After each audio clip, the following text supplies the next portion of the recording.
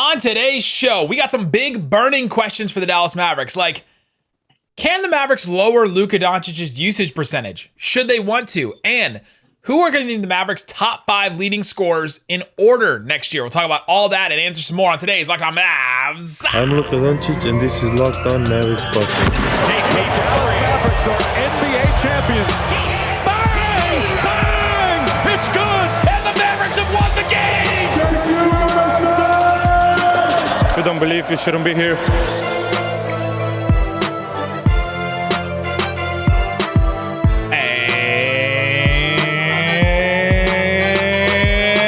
Welcome. You are locked on to the Dallas Mavericks. My name is Nick Angstadt, media member and NBA channel manager for the Locked On Podcast Network.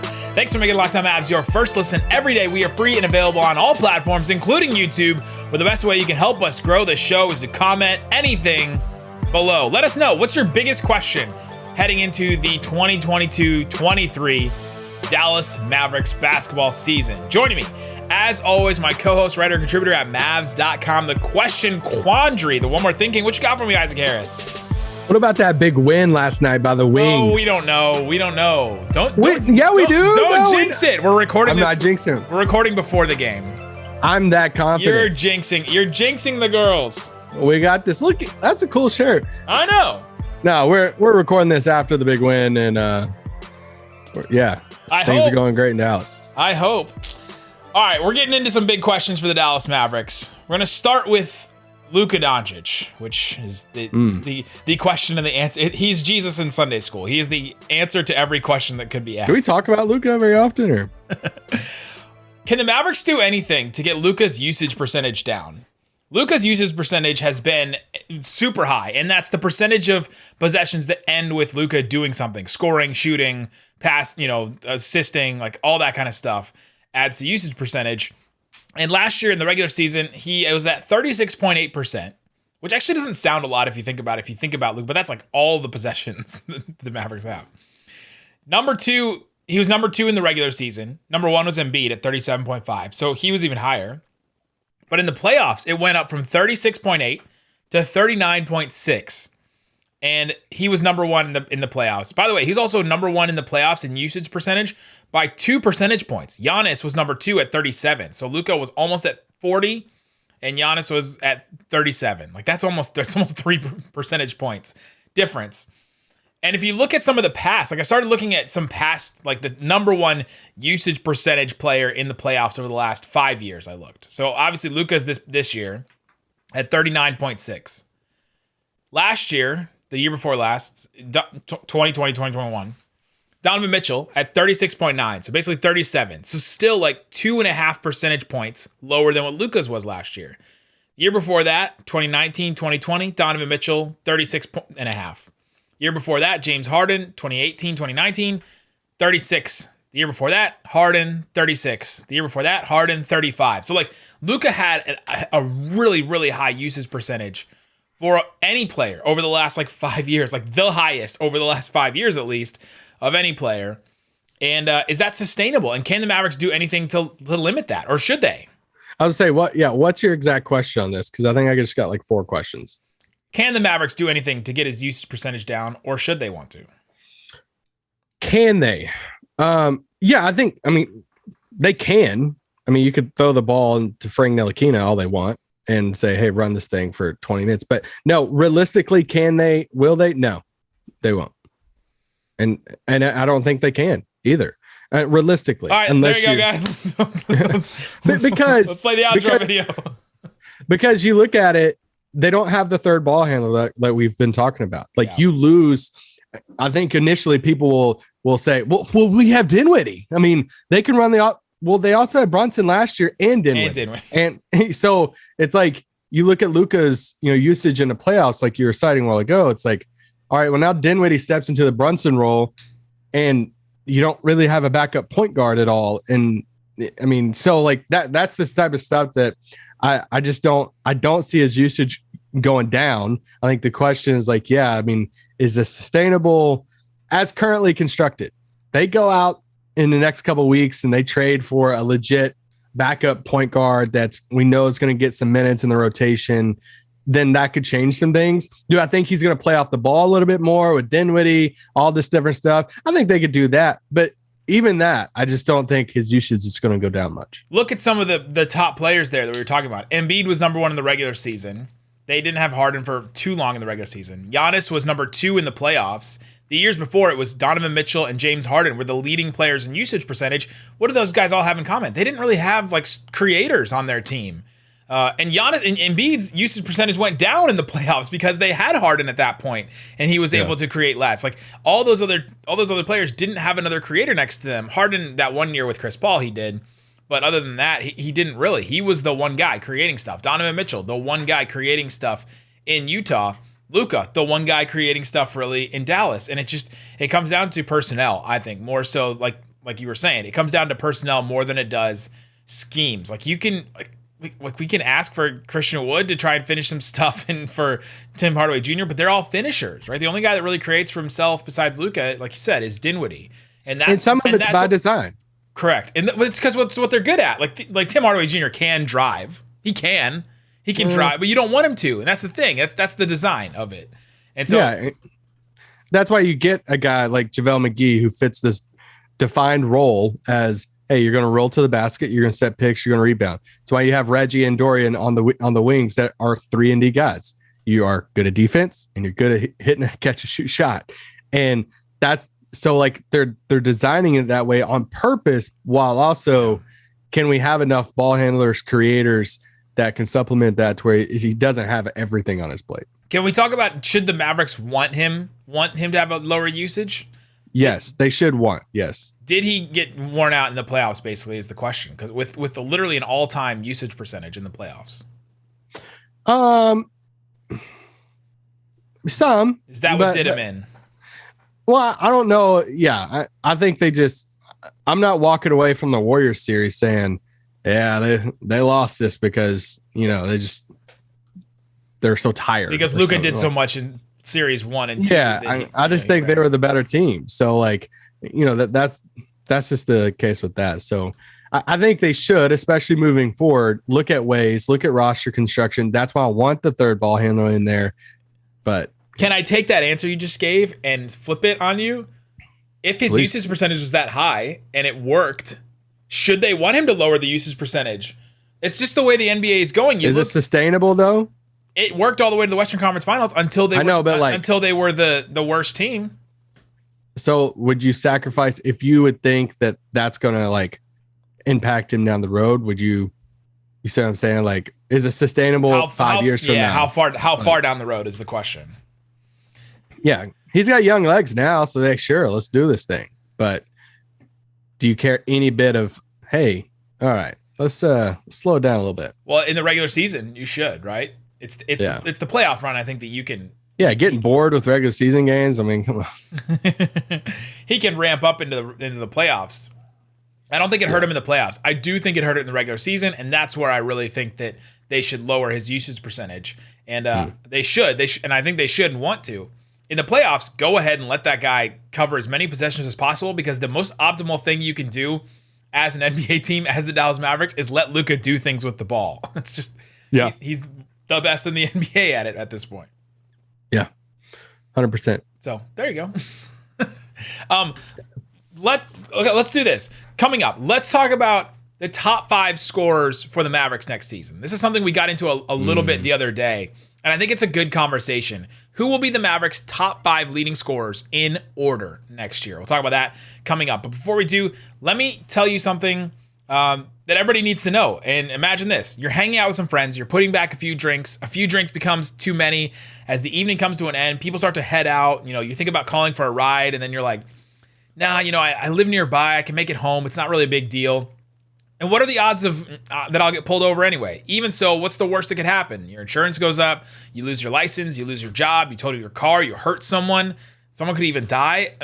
Everyone knows the risks of driving drunk. The results are tragic and often deadly. However, this still doesn't stop everyone from getting behind the wheel under the influence. That's why police officers are out there right now looking for impaired drivers on our roads to save lives. So if you think you're okay to drive after a few drinks, think again. Be safe, plan ahead, get a ride, It only takes one mistake to change your life or someone else's. Drive sober or get pulled over. All right, Isaac Harris. Continuing our big burning questions for the Dallas Mavericks. This is a thing we do. I feel like once or twice a week we have these burning questions. We're just going to burn alive at one point. Who will be the Dallas Mavericks' top 5 scorers in order? I'm just going on average, not like total points. On average, who will be the top 5 leading scorers next year in order? In order, I'm going with Luka Doncic number 1. Shocker. Spencer Dinwiddie number 2. I love that answer. Yeah, it's a great answer. Dinwiddie's a clear number 2 for me. Then Christian Wood as the 3. And then I'm gonna say Dorian Finney-Smith as 4. Wait, am I missing somebody? Tim. I'm gonna say Dorian Finney-Smith is 4 and Tim 5. Wow. Interesting. Let's start with your clear number 2 is Dinwiddie. I think I would have them in the same. I think I'm gonna put Tim over Christian Wood, which means that we have him in 3 and 5 in the spots. Yeah. On our rankings. So let's start with Tim. Why do you think Tim's role is going to be either diminished or he's not going to come back as good as he was? Last time we saw him, he was okay last year, but in the playoffs, he was averaging 17 points a game against the Clippers. Here's my thing. I am still under the belief that they're going to go out and get another point guard at some point. And not saying that Tim's in that deal, whatever, but I think the combination of bringing in another point guard that's going to run that second unit, who's going to score a little bit, not as much as Tim, but a little bit. Let's just say it's like a Pat Beverly or whatever. And they go out and get a Pat Beverly.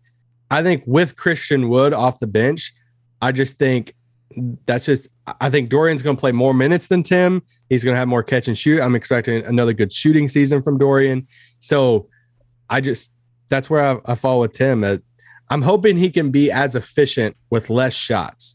And that's his whole thing. I'm not for sure 100% what Tim's role is going into next season. Is he Jordan Clarkson, fire it up, this is your 6-man thing?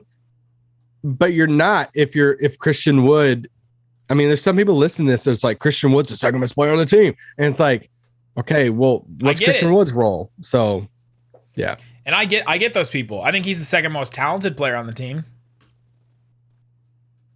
I'd go with Dinwiddie. That's a whole other burning question. But so Dorian, career high last year at 11 points a game. You think he's going to average more than 11 points or Tim's going to average less than 11 points? I think Dorian will average a little over 11. He averaged 12 in the playoffs against the Warriors. I think he'll average just a little bit over that. And I just think Dorian's going to be irreplaceable again. He's going to play a ton of games. He's going to play a lot of minutes, and I think he's just going to continue to get better shooting the ball.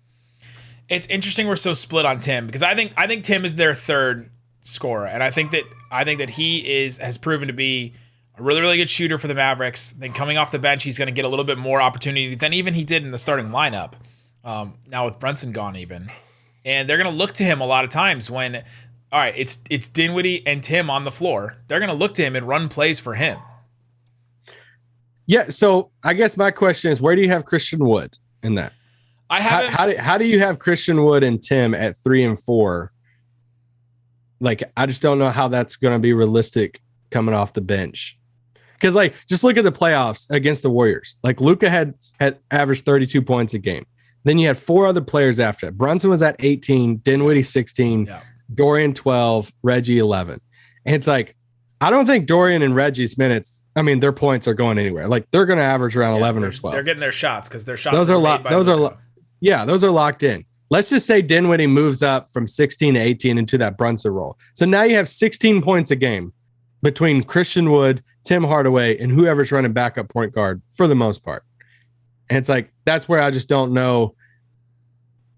I think it's going to be one of the other. I think I could be completely wrong on Christian Wood or Tim. I just don't think they're both going to be 3rd and 4th in scoring on the team.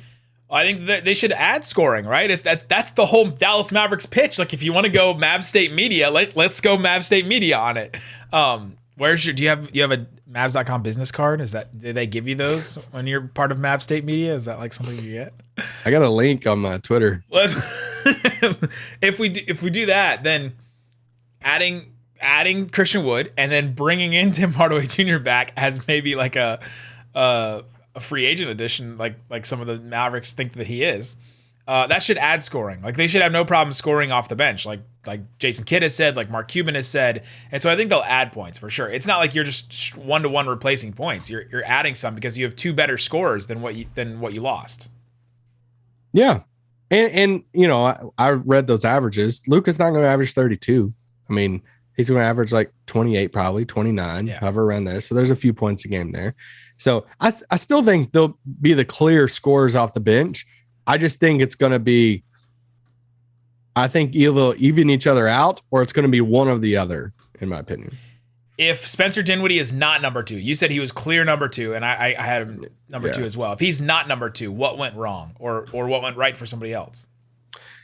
I think it's more of what went right for Christian Wood. And he's the one that could get there.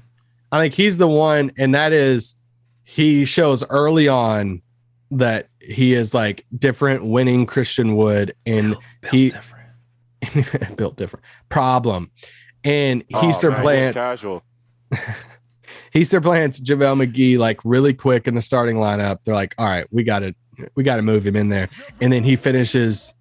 You know, he starts like 3/4 of the season. He has a monster year. He's a starting center, and that's the only route I see that Dinwiddie's not number 2. That somebody elevates. It's not that Dinwiddie is not going to be good. No matter how good Dinwiddie is, I think he's going to get the most opportunity besides Luka out of anybody on this list. He has the most in front of him. Like if we're talking about even go back to the top of the show, usage percentage going down for Luka, it's Dinwiddie stepping up into an even bigger role than what Brunson had last year. That's the only path to that. Dinwiddie averaged around 27 minutes coming off the bench in that Warriors series, and he averaged 16 points a game. I think that's his floor. I think he's going to average at least 27 minutes a game, probably 30. Yeah. And he's going to start, and he's going to average around 18, 19 points a game. And I think he left a lot on the table in those Warriors series. Like we were wondering throughout that playoffs, why isn't he driving more? Why isn't he going to the basket? Why is he, he seemed timid and he was just trying to figure out how to fit a lot of times. And now got a full off season. He is now 1 full year removed coming back from his ACL. And I think that's all going to help him and work in his favor. For the audio listeners, we took a drink as we do anytime someone mentions that Dinwiddie is 1 year removed from his returning from ACL. Healthy offseason. And a full healthy offseason again. Here we go with it. All right, let's do some starting. Well, let's do it a little bit later. Who has the better chance to jump in? Does anybody have a chance to jump into this group of top 5? I mean, Reggie does. I mean, there's a chance that Reggie, swap him out for Dorian. Maybe Reggie has like a career year. I mean, he hits a ton of threes and it's like super high percentage and it's stuff like there's a world that you swap him and Dorian out. Yeah, I don't know that anybody else qualifies. If Josh Green is there, then I don't maybe he took a huge leap. Maxey, Josh Green is not there. Maybe Maxey just went crazy from 3. And we're just talking in the regular season at this point. Unless there's a trade candidate, if they go out and get a Jordan Clarkson. Yeah. I don't think Derrick Rose, that type, but a Jordan Clarkson could obviously change up some of that. Can I sell you some Jaden Hardy stock? Not for this exercise, no, but for the future, yes. After that first summer league game, some of you guys were ready. There were some takes after that first summer league game. This completely replaces Jalen Brunson. Jaden Hardy just completely. I know exactly why they did this. It makes so much sense now. No, oh my gosh. Okay, here's my wild card. What if Davis Bertans just returns to form? Just returns to 45% from 3. He averaged 15 points a game with the Wizards. I think I just don't see a world that he plays much. So still a wild card. That's why I mentioned him. I think they would have to trade Maxey and for him to have a chance. And probably Dwight too, in my opinion. Yeah. All right, coming up, I got a quick question. on what we just talked about. Who will have a bigger impact on the season, Dwight or Davis? And then we'll get into lineups and rotations. I'm going to give Isaac a game situation. He's going to throw out a 5-man lineup that he thinks Jason Kidd should throw out, and I'll give the same. We'll talk about that coming up. But before we do, let me tell you about BetOnline. It's the best place to check out the odds and lines in sports. Go check it. Football is coming up. You know, I love my Bengals. Isaac loves his Ravens. They should be hard-fought opponents this year because hopefully the Ravens won't be injured every single game like they have been in the past. Super Bowl odds. The Bills are number 1 at plus 600. Bucks are number 2, plus 900. Let's go all the way down. Where are the Dallas Cowboys? Plus 2,200. They're behind the Eagles, the 49ers, the Bengals, and the Ravens. Bengals and Ravens are tied at plus 1,600 for the Super Bowl. You and I should maybe put bets on that right now, just because they're tied at this point. Okay. So there's other stuff besides that. They have Eurobasket. You have WNBA. Obviously, you have NBA futures and all that. So go check it out. It's BetOnline, where the game starts. All right, Isaac Harris, we're continuing our burning questions about the Dallas Mavericks. We've talked about Luka and his usage percentage, talked about top 5 scorers. Quick one, since we were just talking about Davis Bertans. Who's going to have a bigger impact on this season? Dwight Powell or Davis Bertans? Do you mean like actually on the court or like trade value? Impact, whatever you want to consider. Can I say locker room Dwight? Presence, veteran? But here's the catch. Can I say Dwight because his contract might be turned into an impact player? Go ahead. That's your loophole. Go for it. Dwight Powell. Okay, on the court. On the court, Dwight Powell. Okay, even with JaVale and Christian Wood being added. I just don't see a world that Bertans plays very much at all, because like they're gonna want to go small with Christian Wood at the 5. I say small. Like if JaVale's not out there, like they signed JaVale to start him and to play him. Yeah. And then if he's not out there, they're probably gonna be running Christian Wood at the 5. And if that's not happen, Maxi's gonna be playing. Yeah. So I just don't think Davis is gonna get very many minutes at all. And Dorian is their best lineups were Dorian at the 4 last year. So like it just even pushed him back. We were seeing Davis, the minutes that he played in the playoffs were at the 5. That's not going to happen often because they just added 2 5s basically. So that really pushed him down the depth chart. And I think I would agree with you that it's Dwight Powell still too. And Dwight Powell was good in the regular season last year. Don't let the playoffs blind you to how good Dwight was in the regular season. We were talking about how, this was his best season of his career at this point, and how well he was playing with Luka. And like, what if JaVale and Luka don't work out really well at the beginning of the season, and it's rocky and it's weird? Like, does Dwight just leapfrog up to the starting lineup? Like, I could see that happening at a certain point. And what Dwight brings as a rim roller, that is an elite ability with Luka. Yeah. And so if anything, like he's almost like, almost like a JJ Barea, break the glass in case of emergency. If nothing else is working, put Dwight in, let him run some. He's got chemistry with Luka. Run some pick and roll with him, and just try to get something. So there's still a pathway to where I see Dwight getting a few minutes. There's not a pathway right now that I see Bertans getting minutes. I just noticed that you say Dwight in 2 syllables, and I say it in 1. Thank you, appreciate that. On the Office, Jim would always say Dwight, just like you do. So DP and Dwight, either way. All right, let's talk about some rotations. The Mavericks starting lineup, we know to start the season is going to be, or at least we've pieced together, Luka, Dinwiddie, the Bang Bros, the 2 wings, Dorian and Reggie Bullock, and JaVale McGee starting. That's who we think is going to start from game 1. Hit the drop. Which one? JaVale McGee is we know is going to start from Jason Kidd. He's the one that makes that decision. I'm going to throw out some situations, and Isaac's going to tell me who is in this lineup. All right, we know the starting lineup for game 1. What's the closing lineup for game 1? Christian Wood at the 5, with just JaVale McGee taken out and Christian Wood put in. No Tim. No. Well, I think it's going to be situational. I think that's why I'm throwing out situations. Well, based off the game. Yeah. Like if Tim, if Tim hits 5 threes in a game and he's just got the hot hand, it's going to be hard for them to take him off the, off the floor. So if it's a smaller team out there that he's hitting a lot of threes on, they could be like, hey, let's run Dorian at the 5. It's the Bang Bros. Tim, Dinwiddie, and Luka. But I should have came up with these against certain teams. I think that's what I'll change next time we do this. All right, Okay. So we did starting lineup to begin the season. Starting lineup, playoffs, game 1. So we've gone through a whole season, all the changes. Who's the starting lineup? That's really good.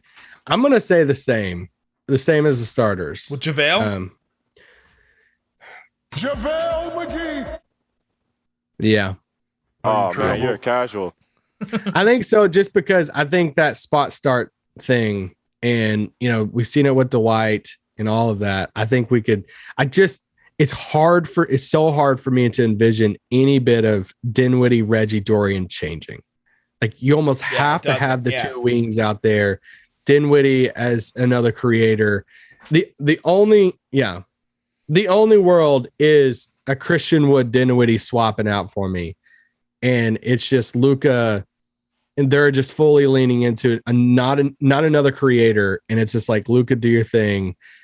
And Dinwiddie's like 6-man type thing by the playoff. I think Dinwiddie's going to have a big year. So that one is so interesting because I think the same. I think I've been clear that I think this JaVale McGee starting is to get leverage to sign him over the Bucks, and also to give Christian Wood some stepstones that Jason Kidd can kind of lead him along with to try and get him to improve defensively, improve in the areas that they need him to. Starting lineup, playoffs, game 1, I think Christian Wood starts at center. I think that at that point, they've worked him up through the defense. They're if he's starting, they have proven that defense works, and that's what's going to win for them in the playoffs. And I think that that's what they'll get to at a certain point, because let's be honest with all this stuff. JaVale McGee is not like a starting center in the NBA right now. He's going to be okay, but he's not like a 25-minute, 30-minute a game starting center in the NBA. That's not what you... Who's starting at center for the Lakers? Anthony Davis. Oh, I thought you were going to say like Thomas Bryant or something. I'm like, JaVale Jones can start against a lot of centers. He can start. That's not like... you're not at that point thinking, oh, we're a title contender with JaVale McGee starting at center. Like, he's going to fill a good role, and he's going to do well in the role that the Mavericks... And he's not going to play 25, 30 minutes, I don't think. But he's not that. But Christian Wood could be, right? He could be that guy. And so I think that if the Mavericks get to the end of the season and they work him into that spot and he buys in and all that and defense gets better, that should be the starting lineup. Because that's their best players without even, those are their best players. I'll just throw that out. Even with Tim Hardaway. Yeah. Because where would you put JaVale McGee as like if you ranked the best players on the Mavericks? Well, you know what I mean? Like, he's down there. But like this also goes into like the Spurs stuff of like Manu coming off the bench for so long. Right. It's like there's a reason for some of that. And Fabricio Oberto is not supposed to be starting like on the championship team, but he did forever. That's kind of what they're doing, right? Like they're doing that old Spurs thing where they started that center to give them a certain thing, and they had their other stuff, and they just had flexibility and versatility all over the place. That's why Manu didn't start. Yeah, but in a way, like we also have to understand, like it's not like Christian Wood has done that much. Like he just hasn't done a ton. So there's no big investment into him. Like they gave up the 26th overall pick to take the swing at Christian Wood. That's why Tim Cato is on this pod saying, yeah, if they trade him before the deadline, he's not shocked. That's why Christian Wood's not starting. It's like you're not. There's no big investment into Christian Wood being like the second star next to Luka. It's not KP. So you're not rerouting your whole offense and forcing post-ups and everything for Christian Wood. Now, at this point, I have enough emotionally invested into Christian Wood that I really hope that it works out. And I'm sure you listening probably do as well. But yes. But yeah, that's where we're at. All right, I got a couple more lineups, and we'll burn some of those other questions later. All right, less than a minute left, fourth quarter. Mavericks have the ball, down 1. Just doesn't matter like what team it is. So it's basically an offensive possession. Who's your 5? You have basically one possession to score. Yeah. I want to say the starting lineup. No Christian Wood, no Tim Hardaway. No, because you're gonna 5 out. You're gonna do a high pick and roll. So I'm like you're running the high pick and roll with JaVale, assuming JaVale is as efficient as Dwight in the pick and roll with Luka. Then you're bringing JaVale up. You're putting the guys in the corners. You're putting Reggie and Jordan in the corners. You're putting Dinwiddie off on the wing.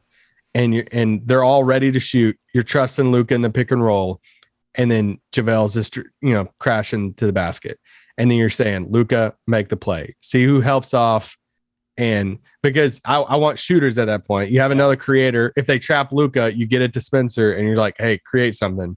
But you just trust Luka at that point. So I don't know, unless they develop some type of elite pick and roll thing with Christian Wood, which they could, but I'd almost want the bigger body in JaVale for an offensive rebound. Yeah, I'm putting Tim in there instead of Reggie. I'll do this. I'll do Christian Wood. You trust him hitting the open shot more than Reggie, because that's what it comes down to. Yep, I do. Huh. Reggie's been amazing, but I trust him to hit. Okay. More different shots to hit that shot. Yeah, I'm going with Tim. All right. I'm going with Tim and Christian Wood. Bring both of them off the bench. Put Reggie and JaVale down. If I'm scoring one bucket, if I just need one, that's my best shot. Same kind of situation. Less than a minute left in the fourth quarter. You have one possession. Opponent has the ball. You're up one. You have to defend, basically. You're like, all right, let's defend and stop them for one possession. Yeah. I mean, I'll do the caveat a little bit of like, it depends on, who you're playing, obviously. When we do this again, when they do this again, I'll bring up teams. Because if you got an elite point guard out there, you might want to put Frank out there, to take on that assignment. But I think I'm going small. I think Christian Wood and JaVale are both off the floor. Wow. I got Maxey, I got Dorian, I got Reggie, and then I'm gonna leave Dinwiddie and Luka out there. You're leaving Luka out to defend. Yeah, I mean, he stayed out there before. I mean, he hasn't been that bad of a defender to where they play the offense defense, with him and stuff. Especially if it's a stopped possession and you get to set up and all that stuff. Like Luka has been good at times in those situations. I feel like I'm putting Frank out there, and maybe instead of Dinwiddie. Okay. Yeah, I can see that. And then I'm keeping a big, I think I'm keeping JaVale just for the chance of, especially rebound. We haven't not talked about rebounding a lot because one of us doesn't think it matters for basketball. I said a while ago he should be out there for offense rebound. But once again, not to poke a hole in it, if you're playing Jokic, yes, you would probably you gotta have probably don't want Dorian down there guarding Jokic at the end of the game. But if it's a normal team, I think I might go small. Yeah. There you go. Let us know, what's your biggest question for the Mavericks going into the season. Let us answer any of those other questions. Who's the top 5 scorers? How do you get Luka's usage down? Lineups and rotations. Let us all know that. Thanks for listening to Locked On Mavs, making it your first listen. We will be back with some Game Pod at the end of the week, and we'll be back with just some more for the rest of the week, 5 days a week. Go listen, make your second listen, Locked On NBA. It's me and Pat, the designer, on today, so you'll definitely want to check it out. We have a great counted up, so check out Locked On NBA. Guys, thanks so much for listening to Locked On Mavs. Peace out. Boom!